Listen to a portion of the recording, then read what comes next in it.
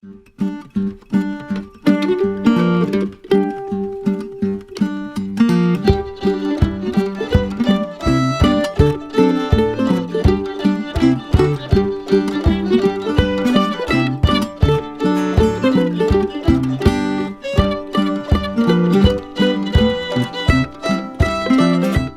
evening, everyone, and welcome to our second of four Winter Vegetable Production Conference virtual farm tours. Tonight, we are going to be at Jason Hertz's Box Turtle Farms here in Mount Vernon. First of all, I want to, besides welcoming everyone, go over a little bit of our team that is putting all this on together. The people putting together this conference tonight in cooperation with the Webb City Farmers Market is Lincoln University and Missouri University. We have Eileen Nichols. We have Sean Bishop from Lincoln University. We have Kelly McGowan, Patrick Byers, and Robert Bailey from University of Missouri. We also want to thank all the people that have been involved with this. Yang Family Vegetables. Tonight is Box Turtle Farm. Next week is Oak Woods, and the following week after that is Millsap Farms. And we want to make sure and give special thanks to Missouri Department of Agriculture Specialty Crop Block Program, which funds this workshop and the other workshops that we've had over the years, especially to Webb City Farmers Market for writing the grant, and for the Lincoln and MU partners for putting all this together. Right now, I'd like to go ahead and introduce our farmer for tonight. It's Jason Hertz, Box Turtle Farms here in Mount Vernon. And so we will be back when the video ends. We'll take a little short break before we get into the question and answers. You'll be on site tonight. So enjoy our video. Hope you have a good time tonight. Good evening and welcome to our second night of our virtual tour for our Winter Vegetable Conference. Tonight we're visiting Box Turtle Farm and Jason Hertz, who sells totally wholesale off of his farm. I'm David Middleton with Lincoln University Small Farm Program here in Southwest Missouri. At the end of the videos, we will be able to answer live chat questions, so be sure and put all your questions in the chat that you have for us this evening.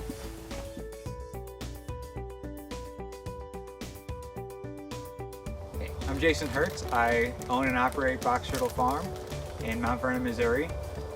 My wife and I bought this farm in 2011. Been selling vegetables from here since 2012.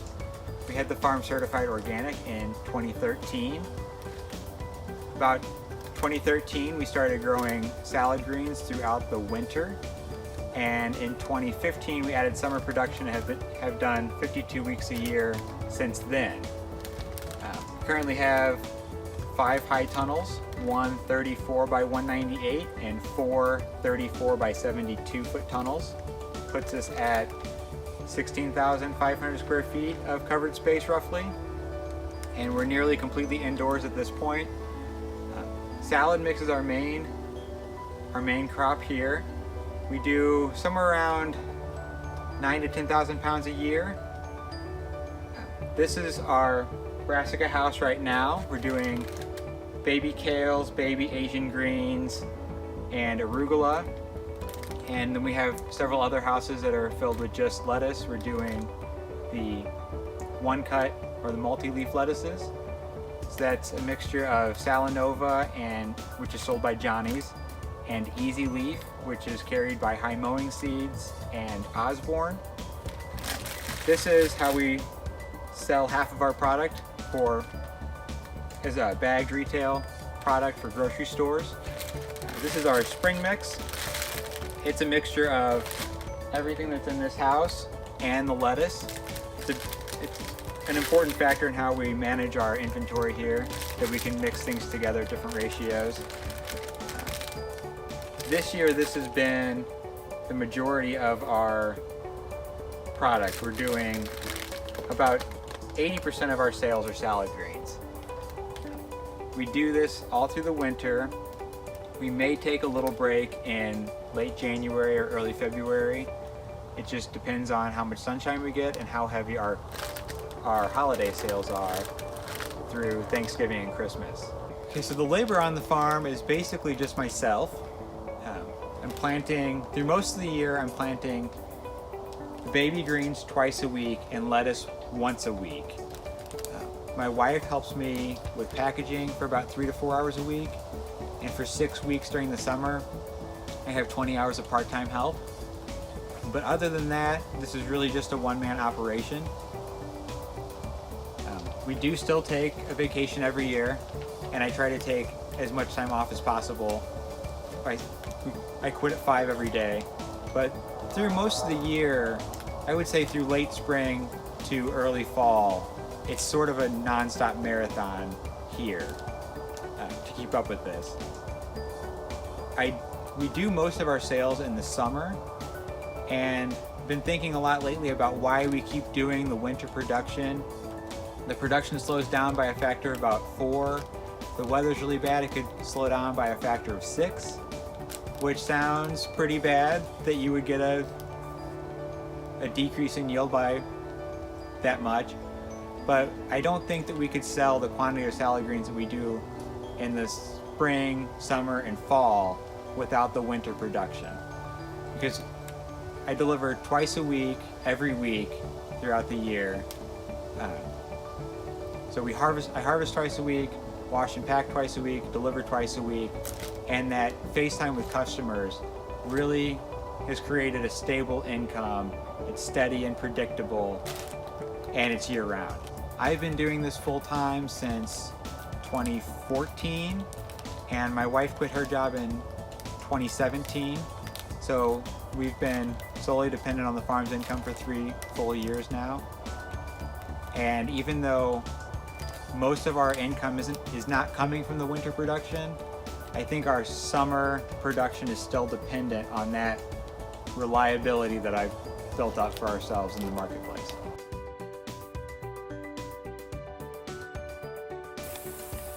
Hi, I'm David Middleton with Lincoln University Innovative Small Farmers Outreach Program, and today we're visiting here with Jason Hertz of Box Turtle Farm, and we're going to learn more about the farmer-to-farmer tools that we've been talking about out of the Jessup wagon. And right now we're going to focus on getting your paper pots ready to plant. So Jason, could you kind of explain to us how you put together the paper pots and fill them and the seed prep and all of that in it? Sure. This is the paper chain here. This is a 6-inch spacing. So to get these ready for planting, you have to insert the spreader rod down this side here. There's a little opening under this white piece of paper. Slip one in both sides. And that allows you to open it fully. And we can mount it here.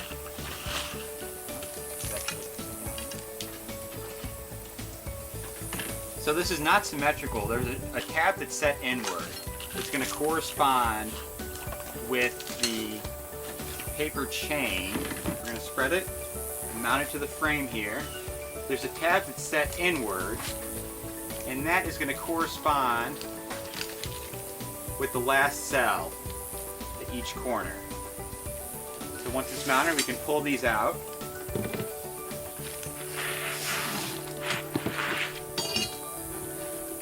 Flip that over, put it in our tray.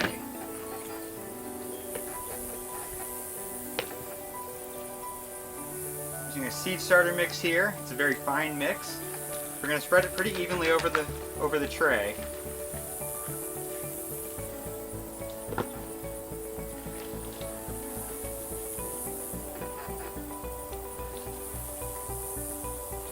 And work it into the edges.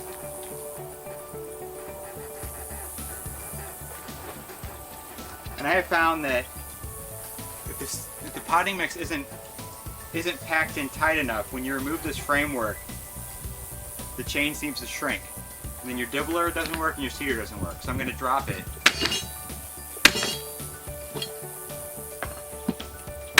I wouldn't normally do that with a 1020 tray, but you really need it pretty firm in the paper chain.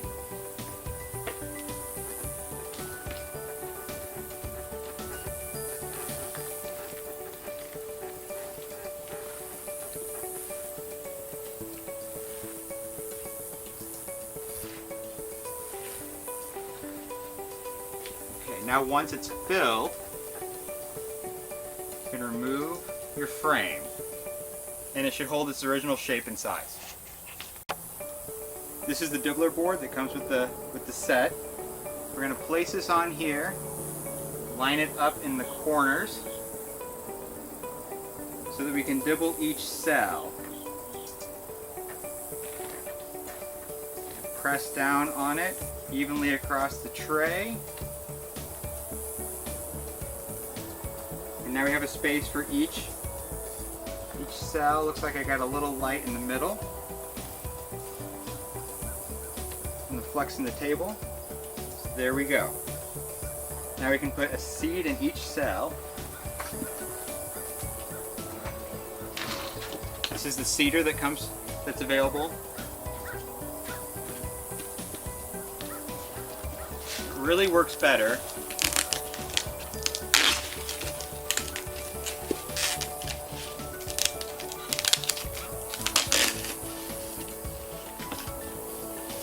you have extra seed on the plate.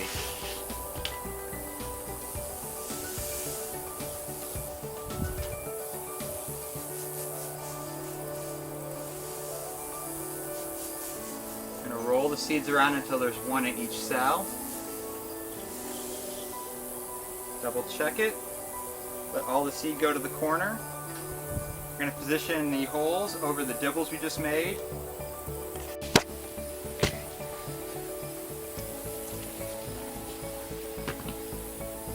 Tray is even with the dibbles. We're going to line the seeder up with the marks left from the dibbler. Check our corners. The goal is to get those holes right over the dibbles, and they seem to line up pretty perfectly.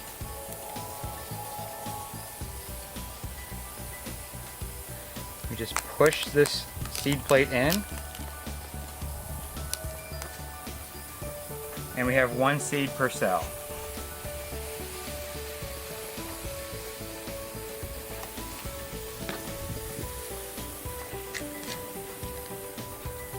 So now this is ready for water, and then it goes to our germination chamber. Even germination is exceptionally important on this because any gaps in this tray are going to end up as gaps in the row once it's planted. I found that the paper pots really unravel a lot nicer if the trays are soaking wet. So I have this extra large greenhouse tray here. Before each tray goes in the ground, I'm going to soak it for a few minutes to make sure that it's fully saturated, and then the paper will come apart very easily. I had found that even trays that I thought were watered pretty well with overhead watering, once they were coming off the transplanter, they pulled just enough to where it would yank them out of the ground a little bit, and then it wouldn't bury the edges at all. So I fought with that for quite a while before I realized that they really need to be fully saturated. Okay, while that first tray soaks, we're going to set up the machine. This is just a twig that I picked up on a walk down to the high tunnel, and I'm going to break this into 3 or 4 inch pieces so that we can anchor each cell to the ground. Now we're going to set the machine up and we're going to test it on this bed before we actually start to plant. So back here is adjustable. Has little paddles back here for burying the edges. So we're going to adjust those in and do a quick dry run to see how the soil flows. Okay, it's a little too deep, so we're going to back these off.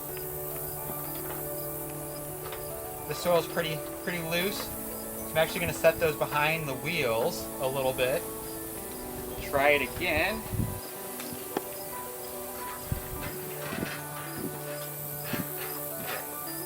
That looks right to me, that it'll cover the root ball without burying the lettuces. For our bed prep, I've prepped this bed a couple weeks in advance. So we've tilled it and gotten ready for planting, but then we've put down the drip irrigation, covered it with this plastic, watered the bed, and let all the weeds germinate. Then we've removed all of this for right now, and come back with a flame weeder. I had found that, good bed prep is always important anyway, but with the paper chains especially, if you have to cultivate those in the first week or two, your hoe tends to catch those and pull them back out of the ground. So you really need to be ready with a weed-free bed. This tray is ready to go on the cedar. It's important to point out that root pruning is really important on these. So I've grown this on a table with lots of, just a table made out of mesh. So there's lots of air pruning. There's really not a lot of roots that are growing through the bottom. I've seen growers that have used these that didn't set it up for that, and before they plant them, they're literally scraping the roots off so that they unravel easier without catching on that. So to load these on here, you need to flip this up. We're gonna peel these paper chains up and get this little ramp under there. We're gonna remove the plastic on the end, and we're just gonna set this over here. We're gonna find our first cell. We're gonna unravel that. I'm gonna make a little furrow here with my hand. Okay, in a lot of videos I'd watched with the paper pot transplanter, you need to anchor this in the ground. A lot of the growers are using a harvest knife or a screwdriver. I'm just going to use these little sticks so I don't have to retrieve them later. I've got a bunch here so we can get through this planting with just a pretty quick motion. So I made a little furrow here with my hand, and I set the first one in and anchored that first cell with a stick. Now I'm going to unravel the first maybe dozen, and I'm going to set them to the side. So the tray is wet, so the paper peels apart pretty easily, but it's really important just to think that if this anchor is holding this tight and it takes maybe a quarter pound of pressure to pull these apart, this first seedling doesn't weigh a quarter pound, so it's going to pull it out of the ground.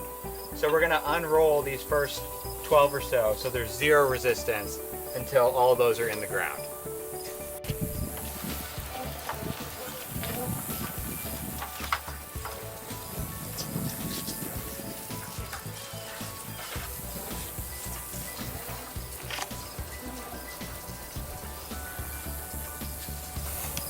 So these few transplants here hit this rock.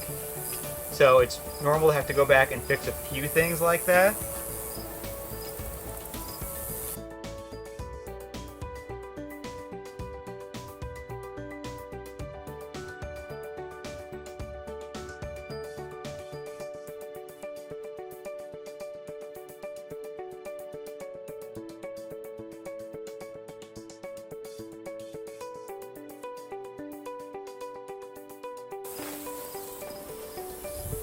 We just put in 264 cells in 2.5 minutes, and then I had them pull one section pull out that I had to go back and fix. That probably took a couple, maybe 2 or 3 more minutes. So total, probably 5 minutes to put in this 264 cells. By hand, I can do 600 transplants an hour.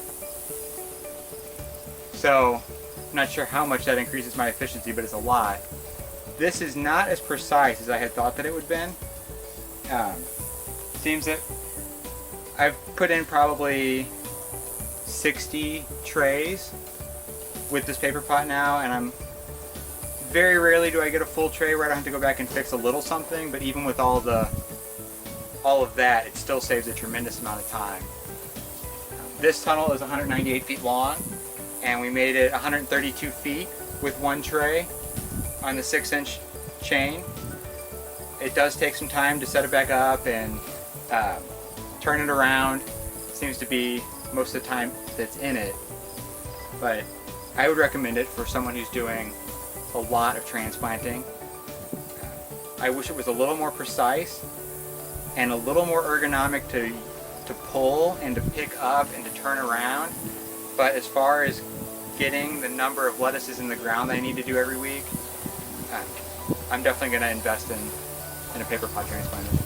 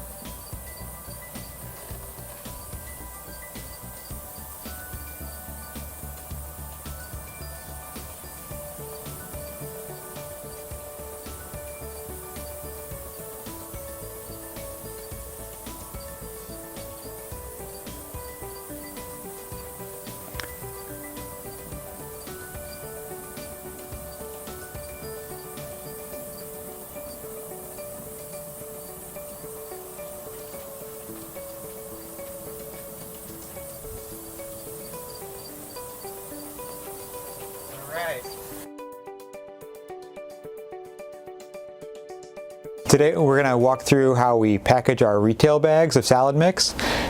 Right now we're in my wash pack shed. This room is about 225 square feet, and in here we package about 250, maybe 300 pounds of salad a week, every week of the year. After harvest, produce is usually put in the walk-in cooler, typically harvesting the day before we wash and pack. It just makes wash pack day a little easier. But when produce comes in, we're triple washing everything. So it goes into tank 1 as a pre-rinse. The second tank is a sanitizer. Third tank is just chlorinated water that meets drinking water standard. I think that puts it at less than 4 parts per million of chlorine. We're transferring from tank to tank. The big strainer, mix it needs to sit in here for a couple minutes, and then it goes to the final tank. When they come out of the final tank, they're going into these modified, these are fish baskets. There's a closet flange or a toilet flange installed in there with a piece of PVC so that it will sit over the agitator of a stripped down washing machine. And that's a standard household clothes washer that's been sanitized. This is our retail packaging. We're using a 9x12 poly bag. We've got our tear set here for the bag. I think it is best that after salad comes out of the washing machine, out of the spinner, excuse me, we put it in these crates. They're typically full. They hold about 10 pounds. These will sit in our cooler until we're done washing for the day. So we have about 5 or 6 varieties we're washing every day.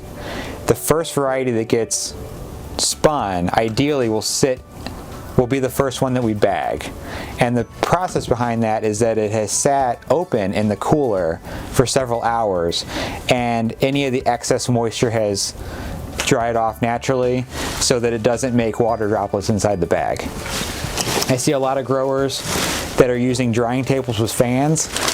A fan in a commercial kitchen would not usually be acceptable because it will bring dust up off the floor. So we don't have any fans in here, no fan drying. Okay. Each bag is 5 ounces. Perfect. If you do several hundred bags every week for years, they tend to come out almost perfect every time on the scale. This is an impulse sealer. I just picked these up on Amazon. I think they're about $50. Seals the top of the bag. We have our label that we've had created for us. We hired someone to do that for us. It peels off of there. And then on the back, it gets an ingredient label with a lot number. I'm working in a pretty tight space here, and this is an old pole barn that's been converted. So the floor is really rough. It's pretty hard to clean this space, but I think that a lot of what I'm doing here could be done in a simpler space. I've seen people wash salad outside, but our biggest thing is that nothing can touch the floor, and the tables are sanitized every time that we're in here. So our food surface areas are the tabletops, these containers, the baskets. You did see me seal the bag on a cardboard box because it lifts up the bag 1.5 inches, which is important so that it lays flat. But we're using so many bags that I am getting a new box out each time that we're in here. I'm always wearing clean gloves, and really I started doing that because there's just so much washing that it dries my hands out. But now it's just become routine that our salad is never touched by bare hands. The triple washing is something that we do. Most farmers don't. I've seen one study that pointed to the fact that E. coli grows so readily on the sap of leafy greens that it can enter the plant and reproduce within the leaf. So it cannot be washed off. We're growing exclusively in high tunnels, but it's still not completely free of wildlife. Sometimes you come in there and maybe a groundhog or something has gotten under a baseboard. We've had to screen all of our tunnels because we had deer getting in. and we exclude as much as we can, but you can never say that what you're harvesting is completely clean before it goes in the water. So what I'm really trying to do is make sure that if anything is missed, that it's gone through a pre-rinse and a sanitizer tank, and then a third rinse to get the sanitizer off. We do have windows and doors in here. I always keep those closed when there's product in here.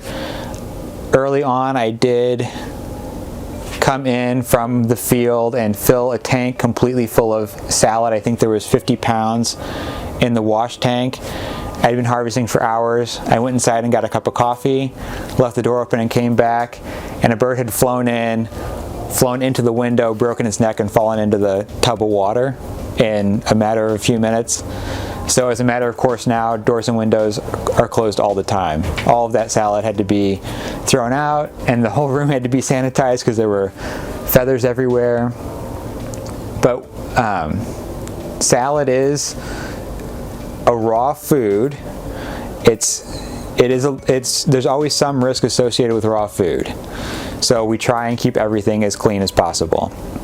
On our back label, which you'll see in another frame, there is a lot number, which I believe is now required by FSMA. Our lot number today is 349 because it is the 349th day of the year. And then if we have to do a product recall for any reason, then we can call back that lot. And it also lets our customers know, once we have them trained, how they can rotate this on their grocery store shelves.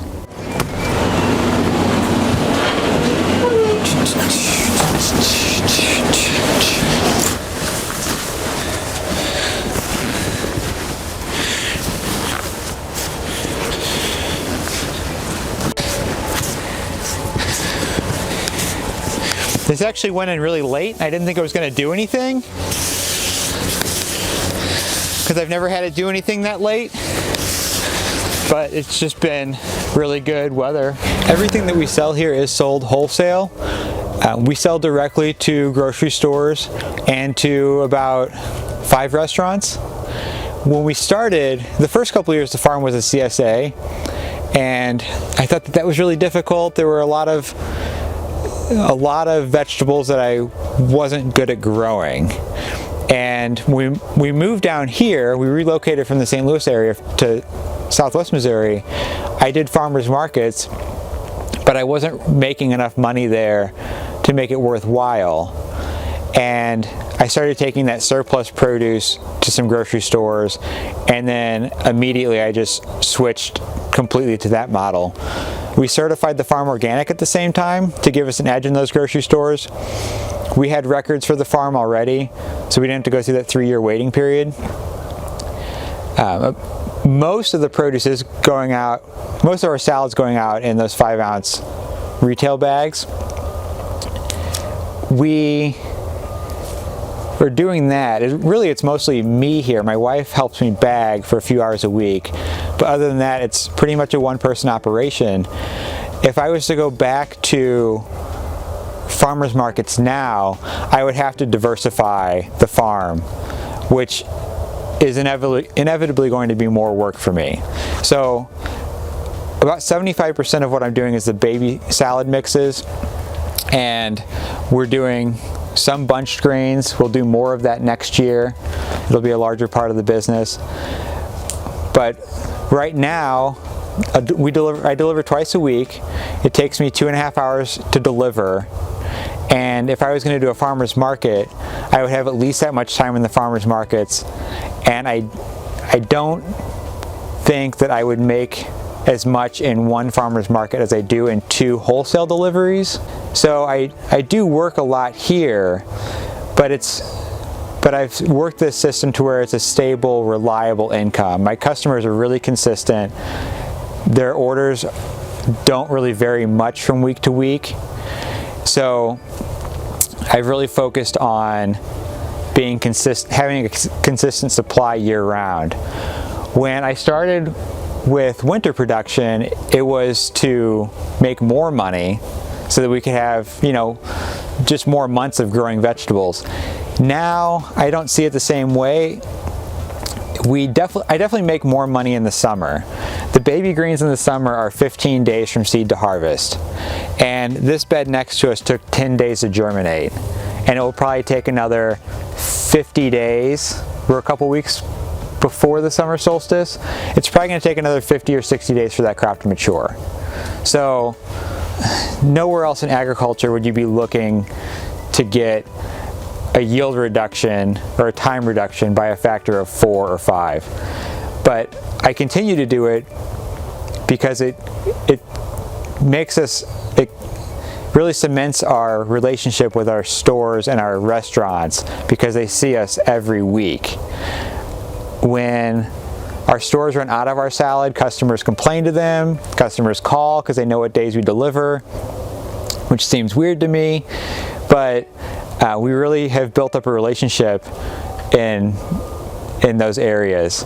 So we do it every week just to hold on to that. And I work too many days a week. I do typically work an 8-hour day, but I don't get as many days off as I would like. But it's gotten almost so routine that it feels like a salary, because our customers are so reliable and there's pretty much the same amount of salad going out every week. So when I expanded into salad greens, it wasn't because I necessarily wanted to grow salad greens. It was because I saw the biggest demand there. We kept selling out of it and stores kept wanting more. So we really upped our game with the packaging and labeling of that. But growing salad greens every week of the year, that's a mixture of the baby greens here and the multi-leaf lettuces here. And that comes out to, you know, over 90 crops of salad a year. I'm planting baby greens twice a week. I plant lettuce. I don't plant lettuce in the middle of winter. I am still planting the baby greens, but I plant lettuce once a week through most of the year.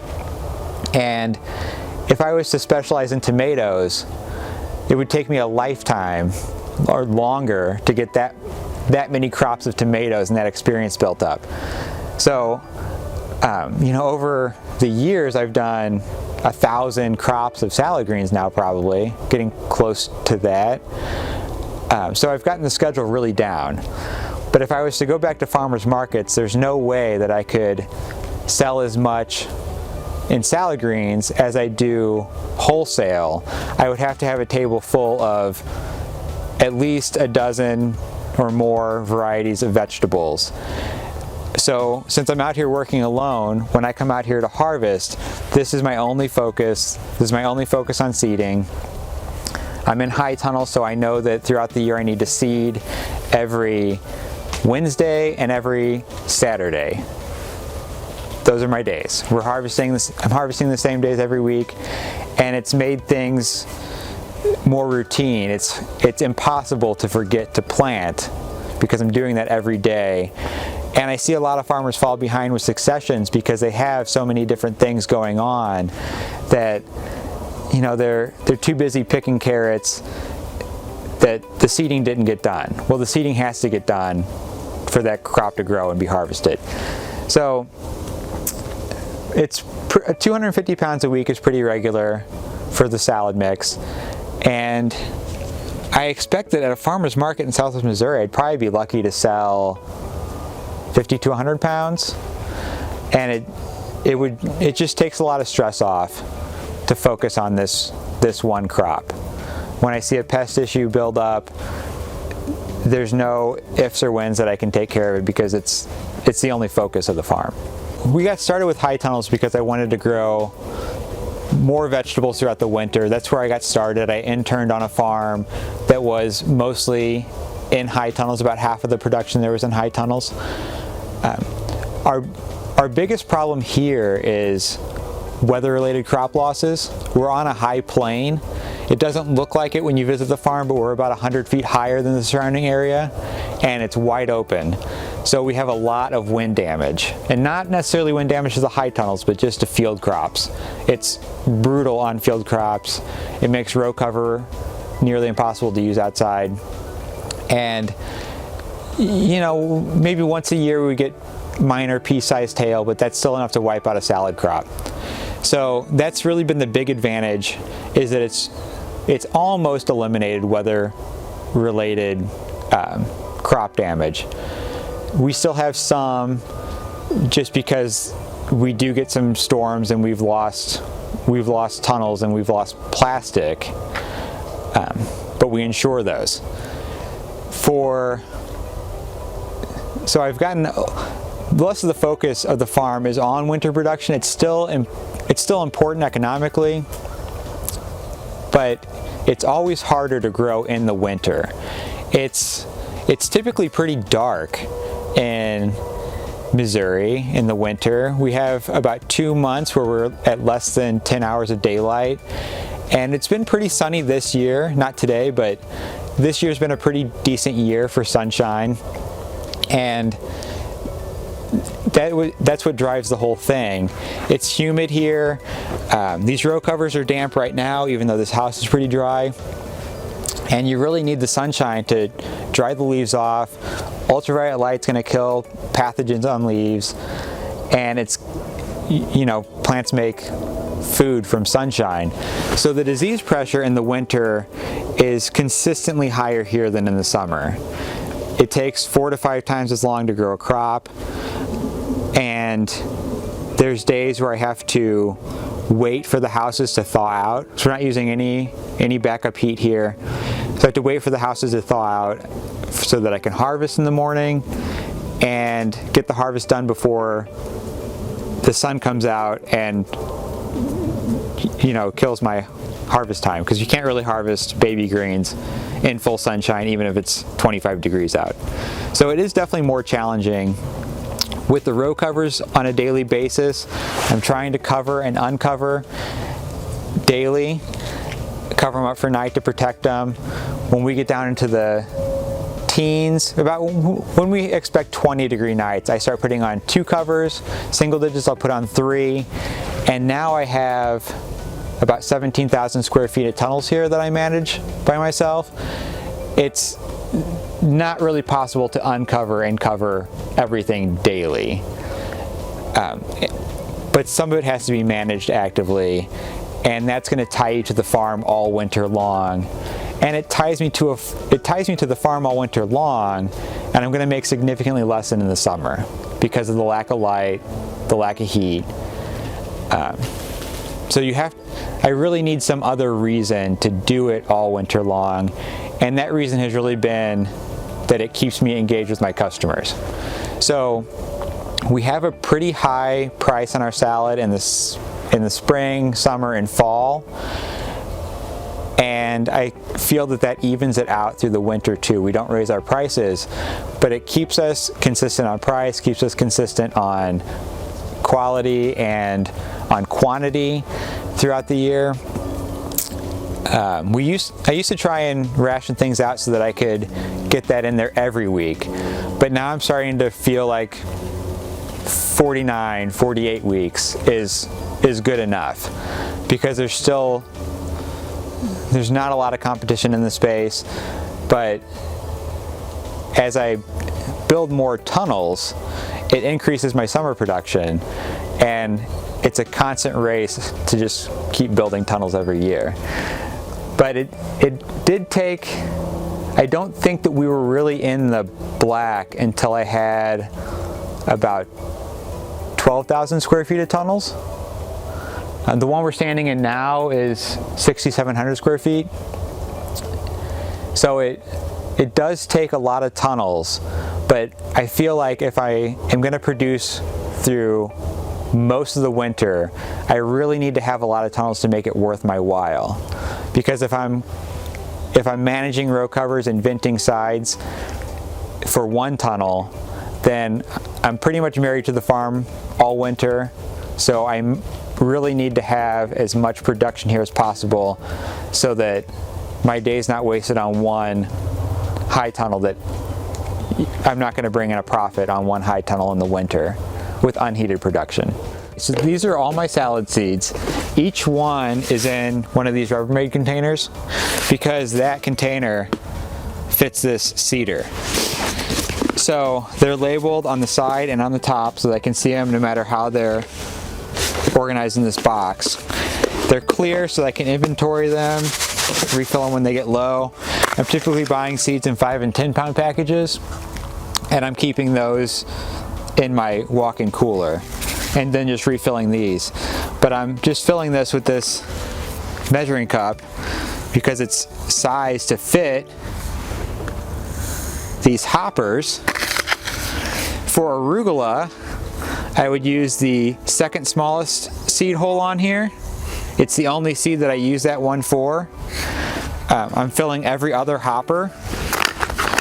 And then when I'm done planting and I need to dump this seed out, it just goes right back in there. And this is sized that way so that I'm not knocking too much dirt, too much soil off of the seeder into the seeds, keeping them, you know, as dry as possible. So this is arugula that I'm planting. I'm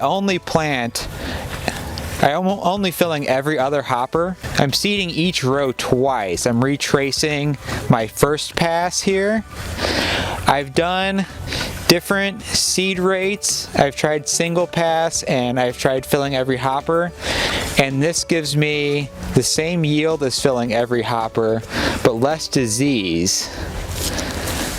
And I think it makes crunchier arugula. So on my left here, I have baby kale. This is the variety Red Russian. And there's KX1 down there just beyond it. This bed is Tokyo Bakina, and this entire bed is actually baby greens. There's Tokyo Bakina, Mizuna, and White Stem Pak Choi down there. These are seeded a little bit differently. The baby kale, I fill every other hopper, and I'm making 2 passes retracing my lines. I found that it really likes to be spaced close. If it's spaced like this Tokyo Bakina is, it tends to flop over on itself and it makes harvesting really difficult. And I get a really low yield when I seed it like that too. You'll see from the shots of the other beds of baby greens that when they're seeded like this, eventually they do completely close in that canopy. I've tried different seeding rates and I've tried using bed rollers, but I'm using the second largest seed hole. So if there's 4 seed holes in that 4-row pinpoint seeder, it's, I suppose, the 3rd smallest or the 2nd largest for both of these, with 2 passes. So it does use quite a bit of seed. I think I'm using about 8 ounces of kale seed if this entire bed was kale, and about 5 or 6 ounces of the Asian greens. I think that the yield is definitely the same when it's spaced in this manner, but I think it's really important to have this spacing on these because it lets in a little bit more airflow until that canopy finally closes, and by that point it's basically ready to harvest. There might be another week or 10 days there in the winter, and it really cuts down on downy mildew and sclerotinia. It just gives the soil a little bit more exposure to sunlight and better airflow through the plants. Hi, I'm David Middleton. I'm with Lincoln University Innovative Small Farmers Outreach Program here in Southwest Missouri. And my wife is into essential oils, and as she was talking to me about how people have used different essential oils on their pets to control insects, it got me thinking, well, could we use essential oils on our plants? Because we don't have to worry about PHI. People apply these oils to their skins, they ingest them. And so I got to thinking, and we wrote a specialty crop block grant through the Missouri Department of Agriculture in cooperation with the Webb City Farmers Market. And we have selected 3 farmers that grow in high tunnels to use these oils. And the oils that we chose to use were orange, cedarwood, lemongrass, peppermint, and lavender, because those are the ones that I researched that people were using on their pets. They were also using some of those to get rid of mosquitoes and ants and such things. And I'm thinking, this has to work on our vegetables, what we grow for food. If this gives us a break between using chemical pesticides, can we reduce some of the buildup and maybe not have as many sprays as what we've normally used over the years? So Jason here with Box Turtle Farms is one of my farmers that has been cooperating with us. And we've done this for about a year now. We've got another year to go to get all the results. And so Jason, what results have you seen as you've been using some of the oils on your crop? Early last year, I think we started using them in the late winter. I was using cedar oil and orange oil in one tunnel, and I was treating half the tunnel and using the other half as a control, and the tunnel did get aphids. It started on the control side, and the populations there built, and they did definitely spread to the treated side, but it seemed to have it did have a deterrent effect. Eventually those populations grew to where I did have to go to organic insecticides to knock them back down. In the summer, I didn't see any efficacy for flea beetles, but now we're back into winter again, and we decided, since I have multiple tunnels, that I'm treating one tunnel, I'm not treating the other tunnel. The untreated tunnel, I had aphids in there first. I eventually did build up aphids in the treated tunnel, but they arrived several weeks behind the tunnel that it was right beside. So now I'm applying a mixture of each of the essential oils that David had mentioned at about 15 drops per gallon, and I'm putting 2 gallons per tunnel. I might up that more and see if I can get more of a deterrent effect. I did eventually have to resort to organic insecticides and knock those back, but we'll continue on and see if we can get a better effect out of a mixture of those. One of the things that we did try when we saw some tomato worms on tomatoes this year, in the video that you're watching, we applied 1 drop of oil on a tomato worm, and within 55 seconds he was dead. So we do see killing ability on these. One of the things that we also have found that orange oil can also be used as an herbicide in certain situations, and so we'll start looking at some of those things in the future. All right, we're back, and we're going to have Jason Hertz join us to answer some questions. And first off, I've got a few questions here that I want to go with Jason. As we talked about aphids, how do you monitor aphids, and what are some of the chemicals that you use to control aphids? I monitor aphids just by being in there so often, because I'm harvesting out of those tunnels twice a week. Typical controls for the winter, I'm rotating Pyganic, Azogard, and insecticidal soap. So they get out of hand pretty quick in the winter, so it's pretty important to get those under control as quick as possible.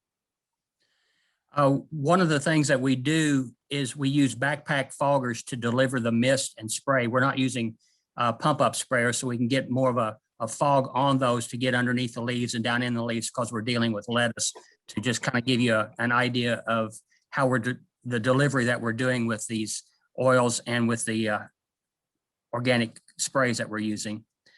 Yeah,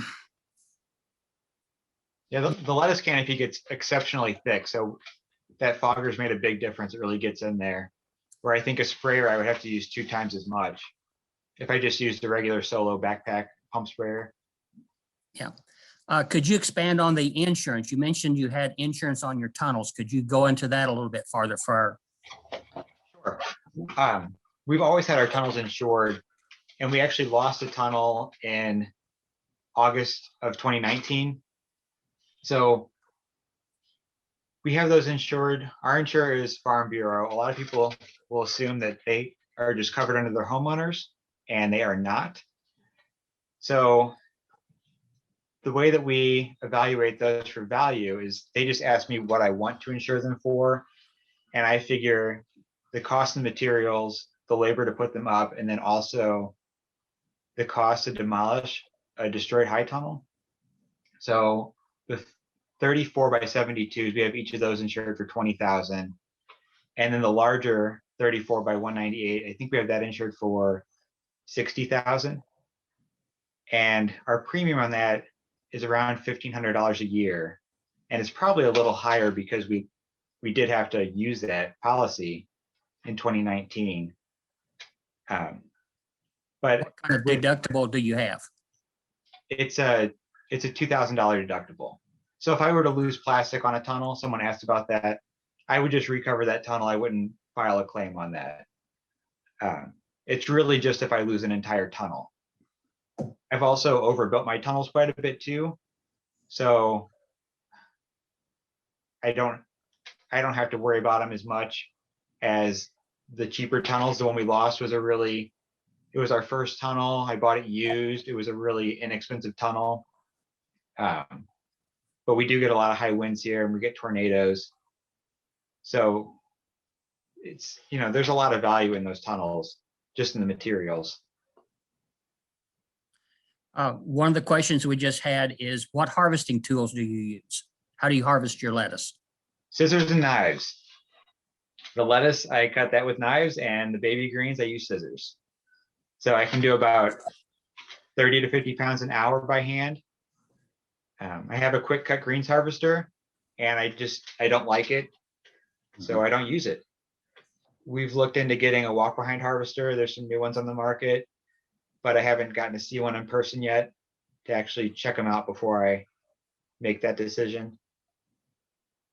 So one of the questions we had is, what would be your gross sales out of the 6,700 square foot tunnel in a year? Just kind of off the top of your head, if you don't mind answering. I don't mind, but I don't break it down by tunnel. And it's always a little skewed because we are constantly building new tunnels too. So I can't say exactly. And it depends on the crop too. So some tunnels, in one tunnel one year, I might do just baby greens for that entire year. And I might do just lettuce in another tunnel. I would think from a lettuce tunnel, let's not get into the big one. You could just multiply the numbers by 3, because that's how the small ones are set up. For the small 34 by 72 tunnels, I would think $25,000 to $35,000 in sales from lettuce, and probably $15,000 to $20,000 in sales from baby greens. I could get that up to the high end. We could do $35,000 in lettuce out of a tunnel, but it doesn't leave a lot of room for error. So I always like to be conservative with numbers especially when we're talking about money to farmers. But yeah, I would say conservatively 15 to 20,000 for a tunnel of baby greens, and then 25 to 30,000 or up for a 34 by 72 of just lettuce. And if you're interested in the 34 by 198, just multiply any of those numbers by 3. Okay. Since you're continually growing in there and you're pretty much crop after crop, what are you doing for soil amendments? 2 years ago, I started tilling grass clippings in. So I'm working on a SARE grant right now that involves this process of biosolarization. And during the spring, summer, and fall, between every crop, I'm tilling in about 50 to 75 pounds of fresh grass clippings, and I'm irrigating that. I'm tilling that in, irrigating, and covering with plastic for 8 days. And then I uncover and I plant into that. And that has been supplying all of my nitrogen and all of my micronutrients. We're running a little low on phosphorus right now and a little high on potassium. But that's the system that I've been doing for 2 years now. So and that system is the fertility. It's got a lot to do with the disease control and weed control. Other than insecticidal soap, what other controls are you using for aphids? For aphids, I'm also using Pyganic and Azagard, which is a more concentrated form of neem oil. You just touched on the SARE Farmer Rancher Grant. I believe it's the second one you had. And for those of you listening that don't know what SARE is, that's Sustainable Agricultural Research and Education. And there are farmer rancher grants available for on-farm research, and you can apply for those for up to $9,000 to do a research project on your farm. And could you tell us a little bit about the first one that you did with the different colored cloths? Sure. Yeah. Before I had a bunch of high tunnels, I had a lot of caterpillar tunnels. That's a temporary structure. They were 13 feet wide, and I think our longest tunnels were 200 feet long. And I was using those for winter growing to start. And then I wrote a SARE grant to experiment with how to utilize those in the summer.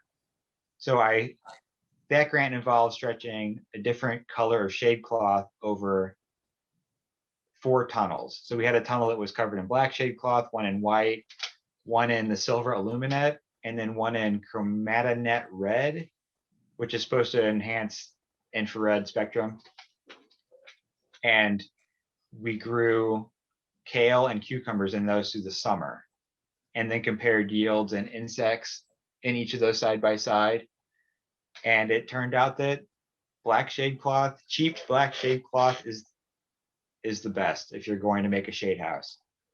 So for the cucumbers especially, even though they were exposed to rain and most of the outdoor elements, it cut down on wind to where the yields were nearly perfect, like greenhouse cucumbers. And it was pretty effective at controlling pests. And in those houses, we were concerned about caterpillars and cucumber beetles and squash bugs. But that even a few pests, you can't let pests go in an enclosed space still. So there was still some control that had to be done, or else their populations just explode. But it was, a house covered in shade cloth, tight, so that nothing gets in, is a pretty effective way to grow things through the summer. I believe you mentioned that you bought a different brand of paper pot transplanter. Would you kind of talk about the one that you bought and how you like it better than the one that we used for the demonstration? Yeah, the one we used for the demo was the TerraTech from Johnny's, and I just purchased. I haven't gotten to use it yet, but we just got the one from Small Farm Works. So that is the original Japanese design, but now it's manufactured in Wisconsin. And I tried to look this up, and I find it hard to believe TerraTech's numbers, but if you just look at the numbers on their website, it says that it's almost 20 pounds heavier for the TerraTech. I think conservatively, it's probably 10 pounds heavier. And I think that's going to make a big difference in its use. But more importantly, the drop seeder from Small Farm Works is far superior to the one from Johnny's. There's a lot of wasted seed in the Johnny's version. There's a little gap on the ends, and seed gets stuck down in there, and then it grinds in the spring at the end of that seed plate. And it's hard to dump the seed off of that Johnny's transplanter. The one from Small Farm Works, I don't think I've wasted a single seed. It's really, I thought the one from Johnny's was good, but this one is probably 10 times better. So Small Farm Works is the way to go if you're looking at that transplanter, or the seeder. That seeder, realistically, it only takes 45 to 60 seconds to seed a tray, where it might take almost 10 minutes to seed 264 cells with your fingers. So it really, I think if you're going to invest in that system, it's really important to have the seeder, and all that equipment is priced pretty similarly. So I really recommend the one from Small Farm Works.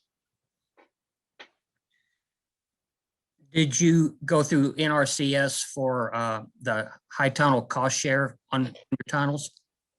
I did. I consider our big tunnel to be 3 spaces. So in my head, I have 7 tunnels, even though if you flew over, we have 5 in the field. So our first, we had a high tunnel. The one we lost was our first tunnel, and NRCS funded a small portion of that big tunnel that we built second. But total, we have gotten 4 NRCS grants in 3 years.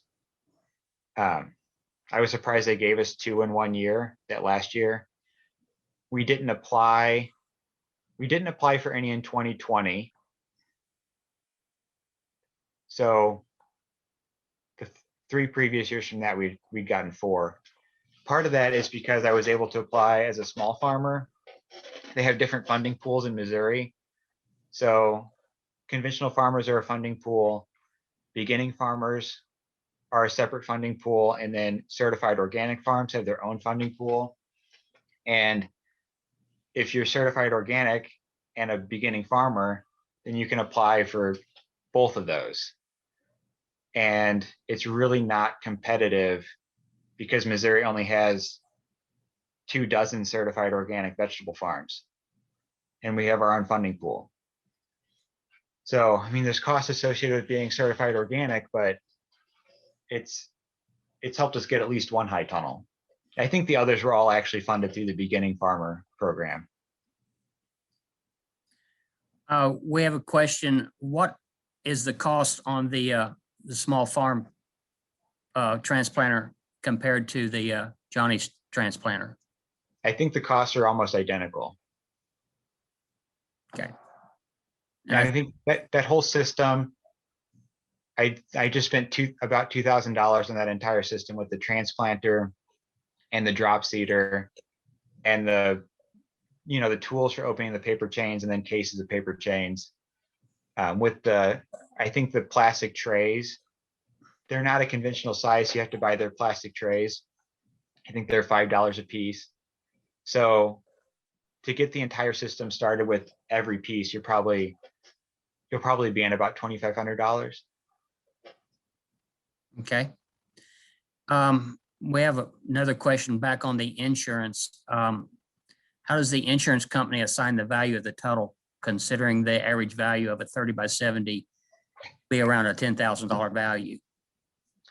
They ask me the value that I place in that tunnel. And my understanding of that is, yeah, that tunnel is probably 10,000 in material, but then you have the labor to build it. And if you actually file an insurance claim, you have the cost to demolish and remove that old tunnel too. When we had ours appraised, they appraised it around $30,000.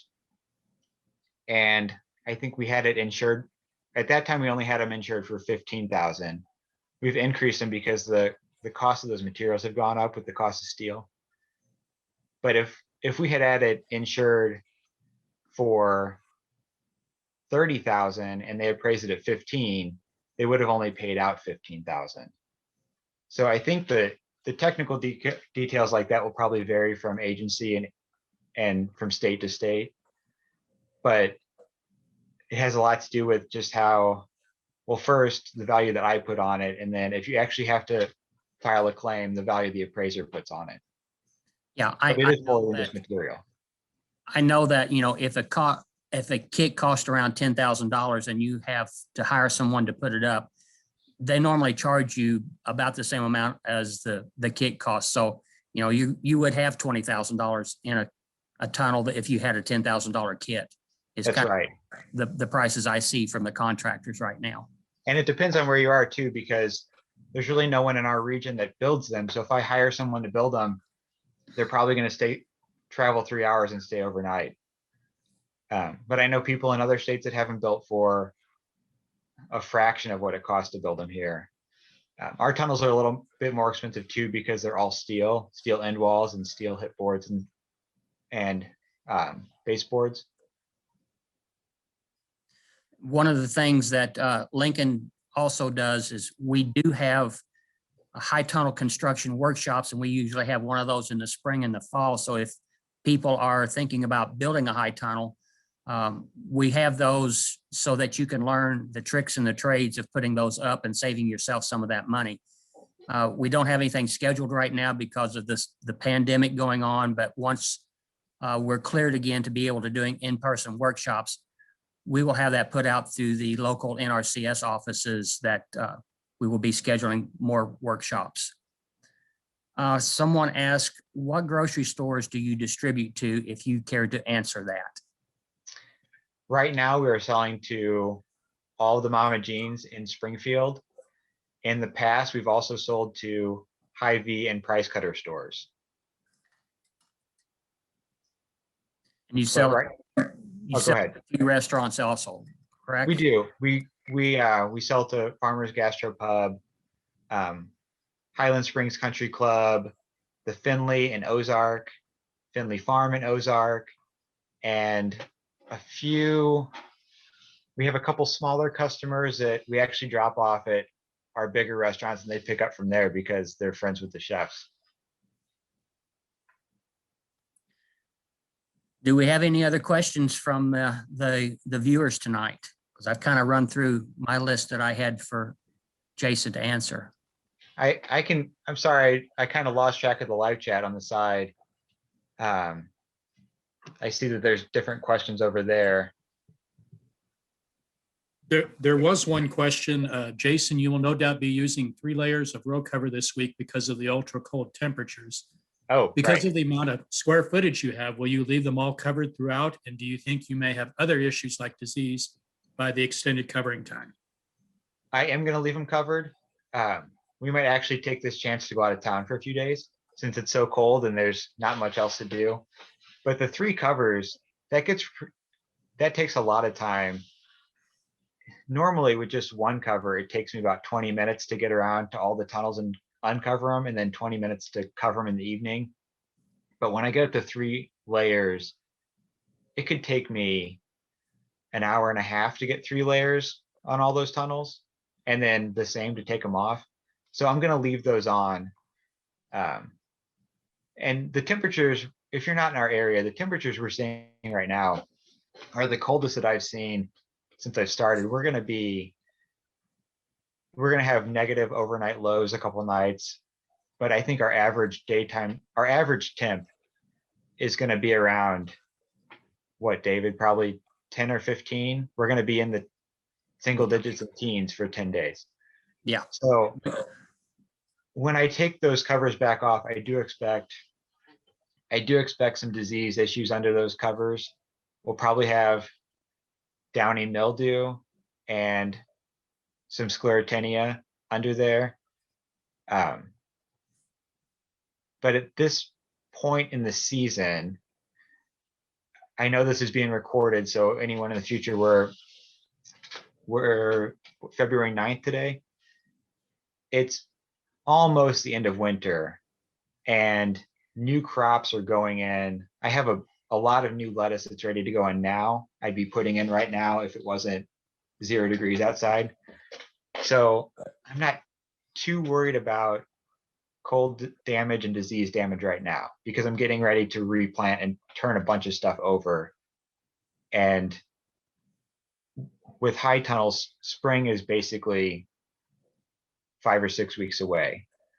So I do expect some losses, but I just have to manage my time somewhere, and it just seems like a good time to go out of town. So we're going to do that instead. Do you use any heat at all? And do you have double layer plastic with an inflator between the two? No, I don't use any heat. We did have a double layered house, and I took off the second layer because I felt that it was more important to get the full benefit of the sun.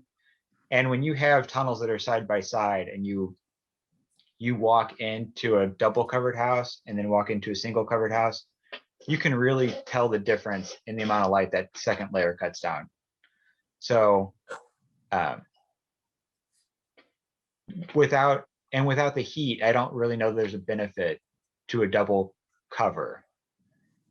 You'll get some extra wind resistance from those structures, but no, everything's single covered, no heat. With as many houses as I have, just to add a little bit of heat would mean, I think I would need, well, we definitely need a heater in each of the small houses and probably 2 in the big house, 1 at each end. Everything's kind of spread out, so I need multiple tanks and I have to have all that plumbed. It's a pretty sizable investment. And I don't see the need. It's it's kind of to what end? When do I stop? So we've decided not to add any heat. You mentioned turning your beds over. Can you tell us more about your bed turnover? Sure. Um, the winter lettuce will be coming out really soon, and I'll be tilling those beds. I'll just be tilling those houses over completely and planting bunched greens in there. So kale and chard and collard greens. The baby greens are still actively getting turned over as they're harvested. So I only harvest baby greens for one cut, and then I till those beds in. And when you get into January and you till a bed in, that residue doesn't break down. It just kind of molds and hangs out in the soil. So I have several beds now that are empty and have been tilled and will probably be ready to be planted in a couple of weeks. And I have beds that are ready to be tilled. And then I have crops that'll be harvested. I've taken the last couple of weeks off just because we decided to take a little bit more time this year. I'll go back to harvesting in a week or 10 days, weather depending. And then I'll have all those beds to turn over too. But with hopefully daytime temps will increase and the sun will come out again. And we're at 10 hours and 45 minutes of sunlight right now. So that those beds that have rotting greens that have been tilled in will break down and be ready to plant really soon again. So we're not tilling in grass clippings like I normally do because of the time of the year that it is. Those grass clippings won't break down. But I'll just add a little bit of blood meal or feather meal for nitrogen. And yeah, spring is right around the corner. How much loss do you plan for in a season to disease and pest? And what do you do with surplus in a good year? I don't plan on losing anything significant to disease or pest. And I think that's just because I'm focused on just a handful of crops. We do get pests, and I manage. So the biggest pests that we get are aphids in the winter, and I can, if I have to, I control those with Pyganic and Azagard and insecticidal soaps, rotating through those. In the summer, we get a lot of flea beetle damage on baby greens, but I manage that by having so many houses. I can get baby greens into a house, take them from seed to harvest in a couple of weeks, and then clear that house out and solarize it and kill off all those flea beetles. Part of that management when we do have losses is that I can, because we have different mixes. So I'm selling a mix we call Lettuce Party that's just straight lettuce, and then a mix called Avant Gardener that is all of our baby greens. But then we have several mixes that are lettuce mixed with baby greens, and I can change the ratio of what's available to my customers. I can offer them less Avant Gardener if we lose a bunch of baby greens and more Lettuce Party, and I can put less baby greens in the spring mix and more lettuce in there. And I can keep my numbers really consistent by managing those ingredients. But losses from pests and disease shouldn't be significant. I mean, it happens sometimes, but it's pretty rare that we have anything big happen there. But part of that's marketing too, because I know how to manage my inventory. Was that clear enough? I'm sorry. Yeah. Do you ever have a surplus or, if some of your product doesn't sell in a store, do you have to take it? Yeah. Sorry. Kind of the same thing. These one cut lettuces, if you don't cut them one week, they're just a little bigger the next week. So if I have too much, if the baby greens, and we do often end up with a surplus because greens can change from seed to harvest so quickly. I mean, sometimes there's been a couple of years where we went from 35 days seed to harvest, and then the next week it's dropped down to 20 days seed to harvest. So what I would do in that situation is I would mix more baby greens into the spring mix, and I would offer less lettuce. And I would let that lettuce hang out in the field, in the house. And if it got to the point where I had way too much lettuce, I would skip a planting, because I can see I'm in such a rhythm that I can see that coming. And I'm used to those changes in the seasons now. We do have we supply Millsap CSA with salad through their main CSA season. And if we have off-season shortages, I can contact him to see if he needs any. If he needs any extra. And we don't run specials if we have extra. But we just, again, it's the same as if we have a shortage of baby greens. It's the same, having too much is the same. I can manage the amount of lettuce I send out. And if I have to, I'll skip a planting. If a bunch of beds were to all be ready at the same time, worst case scenario, I would just till under a bed, because the labor in harvesting, washing, and packing is really where it's really the expensive part. It doesn't really cost that much to do bed prep and plant a bed of baby greens. Lettuce is expensive. I wouldn't till under a bed of lettuce, but yeah, we have a few different tools that we have just built in to manage the inventory, and it just have made it work through selling. Each thing is sold, each baby green is sold 4 or 5 different ways through the mixes that we have. So I can change those ratios within reason as I need to. Do you grow any spinach? And if not, why not? I've grown spinach every year except for this year because I think it's too time consuming to harvest. Baby leaf, it's different for farmers markets. At the retail grocery store level, they really are used to baby leaf packages, and hand harvesting baby leaf is a waste of time. Large spinach is profitable, but I just don't have a good market for it. So I cut it out this year. Do you utilize alfalfa meal in your beds as a soil amendment? No, I don't. Because because I'm certified organic, I would have to source non-GMO certified alfalfa meal. And I just don't need to with the grass clipping system I have.